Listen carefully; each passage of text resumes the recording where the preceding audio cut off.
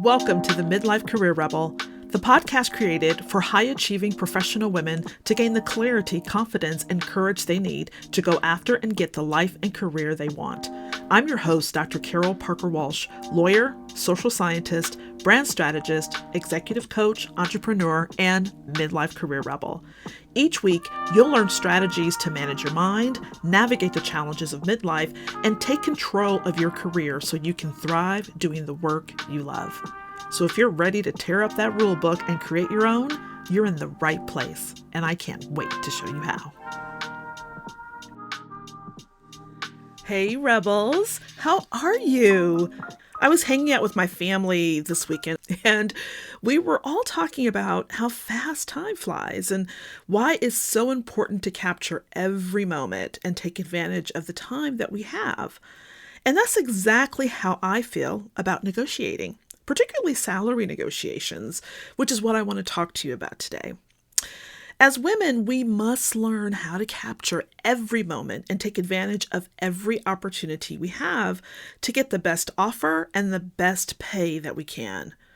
After years of negotiating employment contracts, settlements for discrimination suits, and multi-million-dollar labor bargaining agreements, I've learned firsthand the power of negotiating. It's why I always have negotiated my salaries and every contract I receive for services. I think, honestly, at this point, it's just a habit that I just really negotiate pretty much everything. The truth is, women who regularly do negotiate are likely to get higher salary offers and more raises.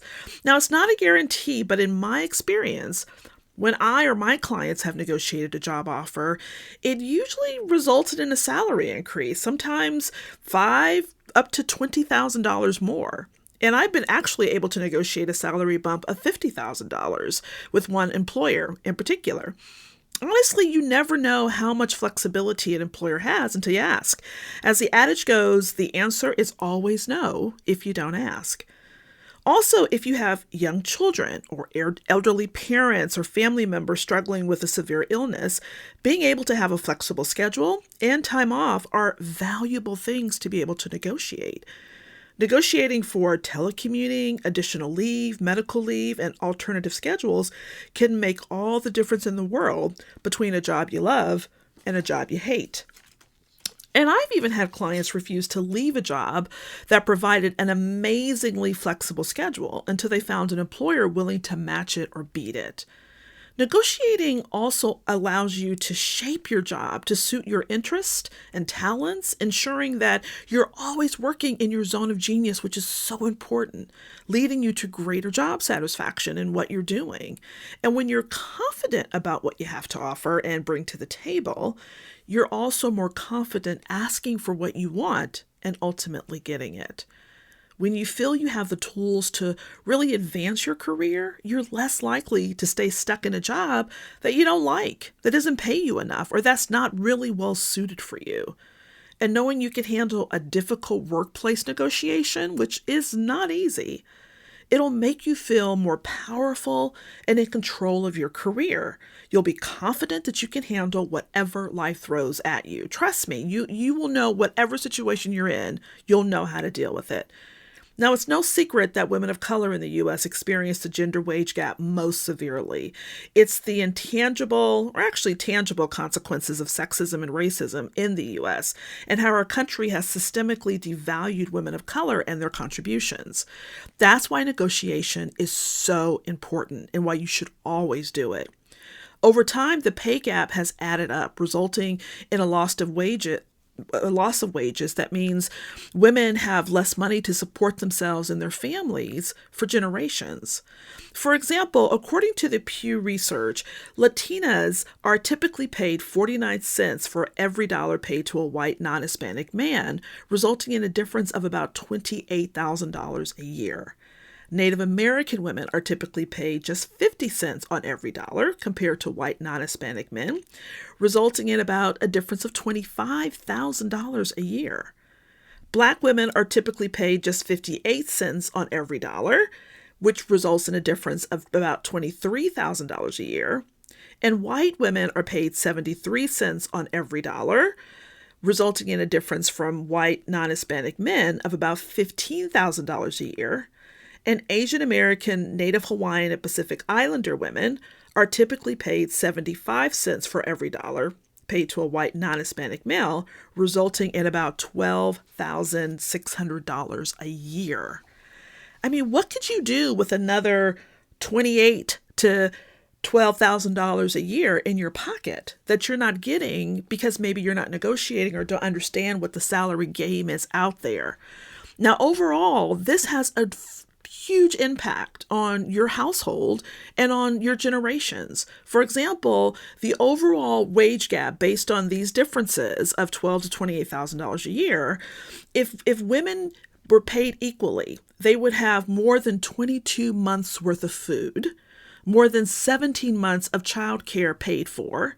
They'd be able to buy nearly 3 semesters of tuition and fees for a 4-year public university, or the full cost of tuition and fees for a 2-year college.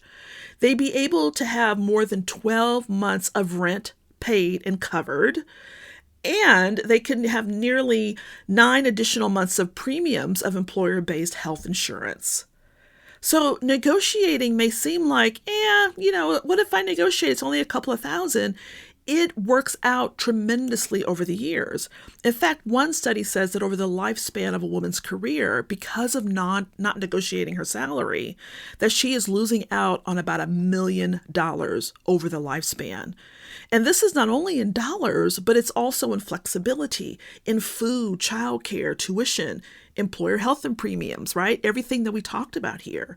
So negotiating is so powerful and important for women to be able to do it. And it should become a habit, which is why I negotiate everything. It is just a habit for me to always, when somebody gives me an offer, for me to come back with a counter. Now, I don't share these numbers to provoke despair or to make you feel bad, but rather to provide you a broader economic and societal context of why negotiating for our salaries and pay are important, and if ignored, can result in long-term financial hardship. Now, even though we know we should negotiate our salaries, women often believe that if they ask for more, that the employer maybe will rescind the offer. Or worse, they believe they should wait until they're actually on the job, and maybe after working hard and proving their worth for several months or a year, that they can then get in and negotiate. The problem is neither of these scenarios are true. Actually, you will never have more leverage to negotiate than when an offer of employment is presented to you. But once you get inside, there are no guarantees, and your leverage drops significantly. The ultimate goal of a salary negotiation is to deploy the maximum amount of leverage to get the highest level of salary or compensation from your prospective employer, while, and herein lies a challenge, while making them like it or at least not resent it, right? So there's a way to do it that feels very authentic, feels very natural, and goes with the whole flow of it. And there are ways that you don't want to do it that could really cause problems and ruin the results that you're looking for. So how do you do that? Well, I want to share some key things that I want you to know about successful negotiating your salary so that you can get the highest level of compensation. First, this is the key. Do not talk money during the interview process. You only want to talk money when you get to the actual offer. Now, I often hear women say, well, I know I'm not supposed to answer that question about salary or your salary history or what are you currently making during the interview process. But when someone asks a point blank question, well, what am I supposed to do? And that is a legitimate complaint because employers really shouldn't be asking you that question, but they do because they want to know. They want to get the leverage back. They want a number that they can start with that may be lower than what even they're thinking. So that's why they ask you that number. And like I said, it's a legitimate complaint, but there are ways around answering that question to refocus the interviewer on providing you with the key information that you need to determine whether or not the position is the right fit for you at all. And that's really what's most important during the interview process. In fact, you can let an employer know, listen, it's too early in the process to talk money because I'm still trying to get a feel and understanding of your organizational needs and of the compatibility that I have with the organization. You can also let them know that your salary is confidential information that you don't like to give out and it's not available. That is an absolutely acceptable response. Now, the way you say it matters, but it's an acceptable response. Also, most states have enacted salary bans that prohibit employers from even asking about your salary on the application or in the interview process. So you want to know that information so that you can feel confident saying it's a confidential number. And I'm not really ready to talk about that right now. Right now, we're just in the process of figuring out, is this going to be the maximum position that works? There's actually a 3-step process I walk my clients through to know exactly how to handle these situations, regardless of maybe how many times the employer tries to come at you with trying to figure out your salary. Also, when you talk money too early in the process, like I said, you can create what's called an anchor bias that can trap both you and the employer into a dollar range that's actually not on par with what you bring to the table or what the position should pay you. And unless you have excellent intelligence on the precise salary range for the job in the company you're interviewing for, or you're really skilled at creating a counter anchor, it's best to just avoid the conversation up front. Now, the second thing you have to do is to learn how to manage your mind. And if you're a regular follower of mine on the podcast, you know I was going to talk about managing your mind. So the entire interview process is a very stressful time. And when it comes to salary negotiations, studies show that most women would prefer to quit their job and find another one than negotiate their salary. I mean, that's how stressful it is, particularly for women. And when the emotional part of your brain is activated, it instinctively goes into fight, flight, or freeze mode. And the rush of cortisol, the stress hormone, rushes to your brain and it clouds the evolved logical thinking part of your brain, causing you to potentially react in harmful or less productive ways. Your instinctive reaction to survive or get out of or away from whatever is causing you that stress is a response to all the hormones rushing through your body and your brain's inability to distinguish if you're in a life-threatening situation or just in a stressful job interview. So before the alarm gets triggered, you have to have a plan for managing your brain so you can think logically and make the best possible decisions for yourself and your family. And when you manage your thoughts, you can manage your emotions. So it's critical that you manage your thinking through the process so that you can manage the emotions that will come up during the negotiations. In an emotionally activated state, you'll end up defaulting to old habits and patterns that won't ultimately save you in negotiations. You may decide not to ask or to acquiesce for whatever they're saying or to just settle or to not take the job at all because you don't want to engage in the process, missing out on a great opportunity that could actually turn out to something great later on. Now, the third thing is that information is key, so do your research. The more information you can get on the salary range for the position you're going after, the better. In fact, it's the holy grail of leverage. The best way to get that information is through networking, research, and listening carefully during the interview process. For the employer, the best leverage they can have over you is knowing your current salary, which is why you don't want to release that information during negotiations, but we've already talked about that. Most people don't talk about what they make, but for women, it's almost unheard of to ask another woman, hey, how much do you make? But while it may be awkward to talk numbers with your besties, I have to say it's time that we start doing it. It can prove to be extremely beneficial if we start cluing each other in on what we're making out there. Knowledge is power. And the most powerful, successful women among us are already talking about their money with their friends. And while we won't hesitate to tell our friends about a great deal, a sale, or a great place to eat, we need to be just as open about helping a sister out, getting the best deal she can on her salary too. Now, in addition to your bestie, you can find out salary info through informational interviews and general networking. Now, I'll do an episode later on the power of networking because it is amazing and how you can use networking to bypass really a lot of this. In fact, 80% of jobs are acquired through networking. So it's an important skill to be able to have and a practice you should be engaged in. And we'll talk about that in another episode. But in terms of gathering salary intel, reach out to people and ask them their thoughts and knowledge about salary ranges for positions you're interested in so you can gain a better understanding of what people pay across companies and industries. Then make sure you're doing your own research. Now, while Glassdoor, Salary.com, Indeed, and LinkedIn can provide you with some good salary information, they're not all alike. And actually, if you use them, you'll get probably different salary information across the board. So you want to dig in deeper so that you can get closer to what's real and what makes sense. You want to think about cost of living. You want to think about the environment. You want to think about industry. All that matters. So you also want to be checking out salary sources for, say, government, nonprofit, and academic institutions so you can really do an apple-to-apple comparison. So different sources release different type of information. Finally, it's important to know what the employer is thinking during this process. This actually may help you calm yourself down. When you know the employer is probably just as nervous as you are in the process. We're so consumed with what's going on with us that we forget that this is a two-way situation. It's not just about you, it's also about the employer.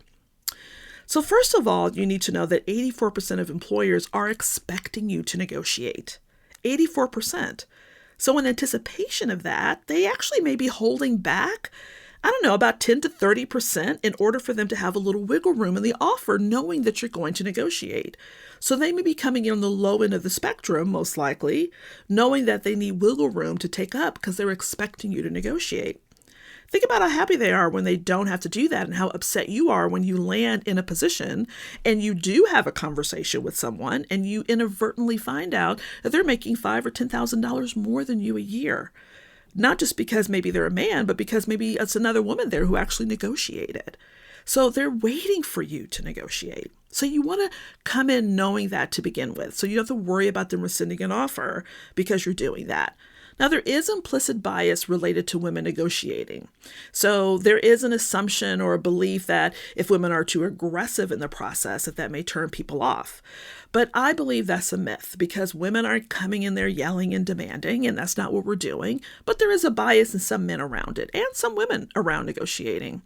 But understand that most employers are expecting it. So just go in armed and ready.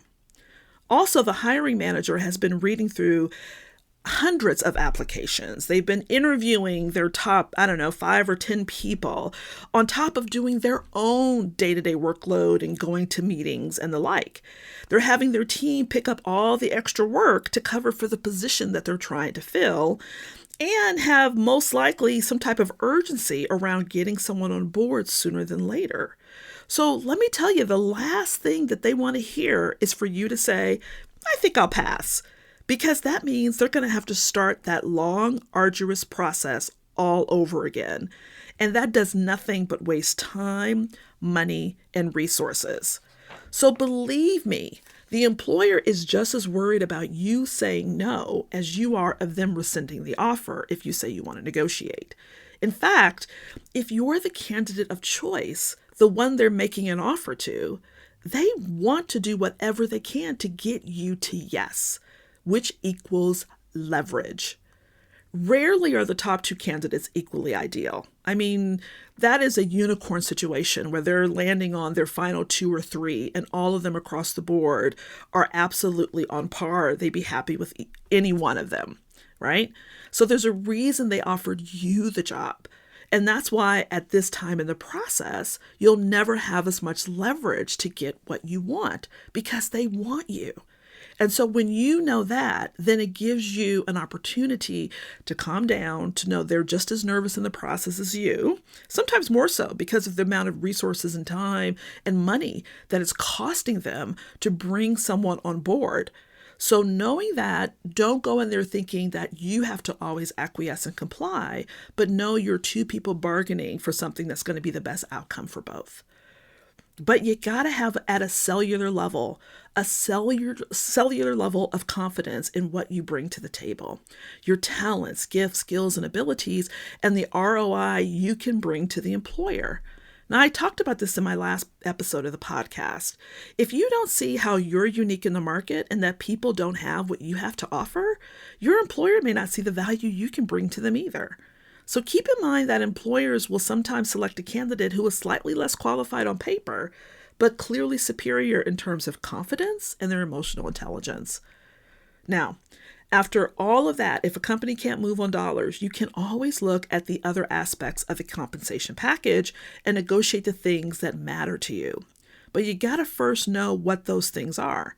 Make a list and prioritize what matters to you so you can ensure that you're going to get everything that's necessary and that you want. I also wrote an article about salary negotiations for women for Forbes, and I'll make sure I share a link with you in the show notes. So there you have it. Let's recap. 1, don't share your numbers, not at least until you're in the offer stage. And even then, there's a way to do it and how to figure out what numbers you want to share. 2, manage your mind. When you manage your mind, you manage your emotions. So when you're emotionally activated, it doesn't take you out of the game. 3, research and get as much data as you can. First and foremost, I think as women, we need to start talking numbers. We need to start talking dollars so that we can know what's going on. 4, know that the employer is often as nervous as you.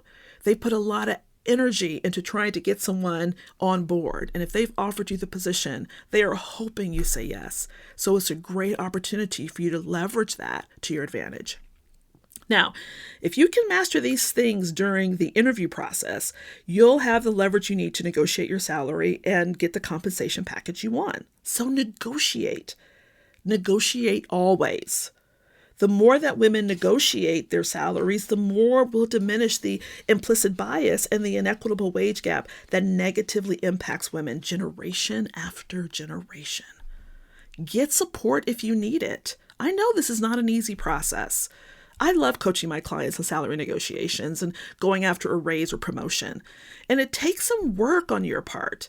It is a skill set. It's something that way back in the 90s, I was trained as a lawyer, and it's something I've continually done for the last 20 to 30 years. Preparation and practice are key, but if you're willing to put in the time and the work, it will pay off for you again and again for the future and for your future generations. Well, that's it for today, Rebels. I want to remind you about our monthly roundtable called The Boardroom. We'll have a facilitated discussion on issues just like this and other key matters facing midlife career professional women. Join us the last Friday of the month at 10 a.m. Pacific time, and our next boardroom meets on Friday, June 24th at 10 Pacific time. If you can make it, great. If you can't, you'll definitely be able to get the recording if you register. And you can do that at www.carolparkerwalsh.com/boardroom. And I'll also add that link to the show notes for your convenience. Also, leave a comment and review for the podcast on your favorite place on Apple or Spotify. And don't forget to subscribe to the podcast. It would be greatly appreciated. I love that you're here with me, and I would love for you to share your thoughts and comments, and also to share it with a friend so they can clue in and get all this great information that you're listening to as well. Until next time, my friends, have an amazingly rebellious week. Hey, if you're loving what you're learning on the podcast, then you've got to come check out the Career Rebel Academy. It's where you'll get the individual help and support you need applying the concepts and strategies you're learning here and so much more. You'll be joined by a community of other rebels just like you, and I'll be there as your guide every step of the way. If you're genuinely looking to change the course of your life and career, I promise you, this is the place you'll want to be. Just go to www.carolparkerwalsh.com/career-rebel-academy. I can't wait to see you there.